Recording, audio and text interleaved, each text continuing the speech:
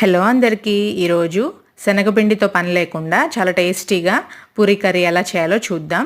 దానికోసం ముందుగా బాండీలో ఆయిల్ వేసుకొని వేరుశనగ పప్పులు, ధనియాలు, సోంపు, జీలకర్ర, జీడిపప్పు వేసుకొని ఫ్రై చేసుకొని మిక్సీ జార్లోకి తీసుకొని పక్కన పెట్టుకోండి. పేస్ట్ చేసుకొని పక్కన పెట్టుకోండి. తర్వాత అదే బాండీలో ఆయిల్ వేసుకొని ఉల్లిపాయ ముక్కలు, పచ్చిమిరపకాయలు, కరివేపాకు వేసుకొని ఫ్రై చేసి తర్వాత అందులో పసుపు, ఉప్పు, అల్లం వెల్లుల్లి పేస్ట్, పుదీనా చాలా బాగుంటుంది ఈ కర్రీలోకి, అసలు మిస్ చేయకండి. అది కొంచెం ఎక్కువగా వేసుకోండి. తర్వాత బంగాళదుంపలు కూడా యాడ్ చేసి ఒక 2 నిమిషాల పాటు ఫ్రై చేయండి. ఫ్రై చేసిన తర్వాత మనం తయారు చేసుకున్న పేస్ట్ ఉంది కదా, అది కూడా వేసుకొని చక్కగా ఫ్రై చేసుకొని అందులో 200 ml వాటర్ పోయండి. వాటర్ పోసి కారం వేసుకొని చక్కగా ఉడికించుకోండి.